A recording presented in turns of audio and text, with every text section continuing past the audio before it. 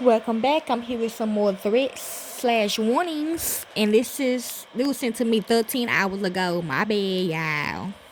This is titled 14 County Updates. DA Willis take the stand in continuous hearing in Trump case.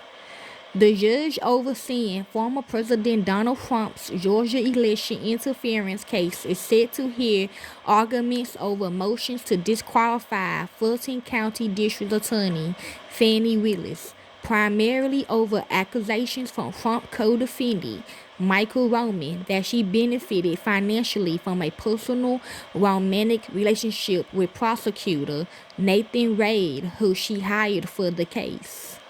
Willis and Wade in a court filing admitted to the relationship but said it does not amount to a disqualifying conflict of interest and that the relationship has never involved direct or indirect financial benefit to District Attorney Willis. Latest development, court adjourns. Willis will be back on stand Friday. They sent that at 5:37 p.m. DA Fani Willis stepped off the stand for the day following more than 2 hours of highly charged testimony. The DA is scheduled to be back on the stand tomorrow morning for the hearing's second day. Judge McAfee, huh? Judge McAfee reviewed other motions for day 2, then adjourned the hearing until Friday. Willis did not respond to questions from ABC News after leaving the courtroom.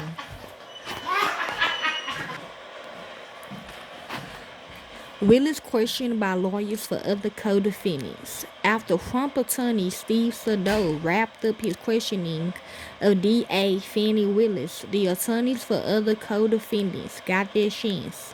But the judge appeared to grow frustrated as defense attorneys attempted to find new lines of questioning. Alan Stockton, was representing co-defendant Rudy Giuliani, asked Willis about contracts given to Wade's law partners. Did Wade's law partners, Bradley and Campbell, also get contracts with the DA's office? Stockton asked. Yes, but only for a short time after I first became DA. Then I let them go when my office was properly staffed, she replied. Harry McDougall, representing co-defendant Jeffrey Clark, briefly questioned Willis about her financial disclosure form before the judge told him to sit down. I don't believe she answered that question, Your Honor, McDougall said. She answered as to specifically individual gifts. Judge McAfee, appearing more frustrated, responded, and you're not listening to my answer either, so we done. Willis says she didn't consider a relationship romantic before hiring. Pressed further by Trump attorney Steve Sado, DA Fani Willis testified regarding prosecutor Nathan Reid that she did not consider our relationship to have become romantic until 2022. I don't consider my relationship to be romantic with him before that, she said of Reid's hiring. Sado suggested that Reid and Willis have not been fruitful about the timing. When he asked Willis who she told about the relationship, Sado suggested her failure to notify other members of team suggested that the relationship was not as it been characterized to the court, and that it started earlier than what they say. Willis said her and Reid were friends since at least 2020.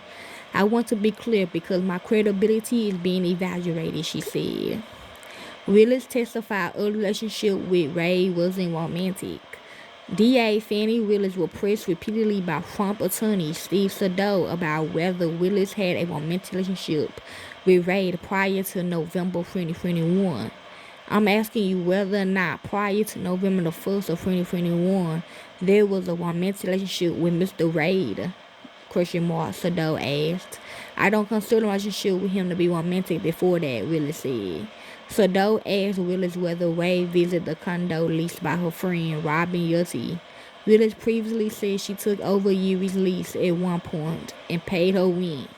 Will you give us a promise of how many times Mr. Reid visited you at the condo between the time you moved in and prior to November 2020?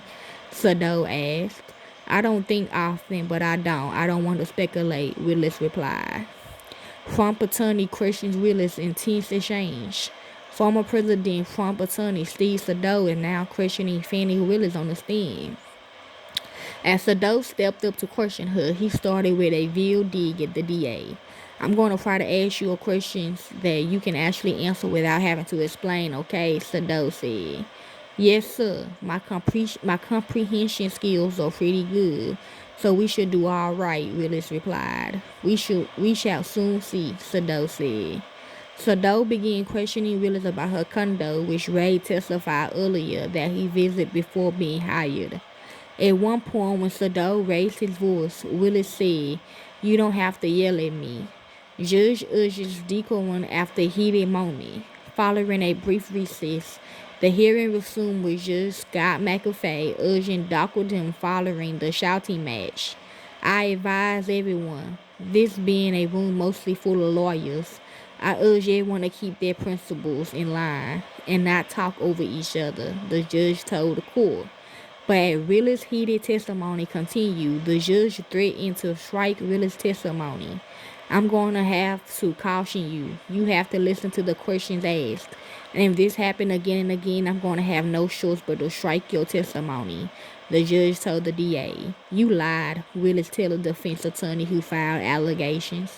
DA Fannie Willis heatedly told defense attorney Ashley Mushin, you lied just before a shouting match broke out. You are confused. You think I'm on trial. These people are on trial for trying to steal an election in 2020. I'm not on trial. No matter how hard you try to put me on trial, Willis said forcefully from the stand.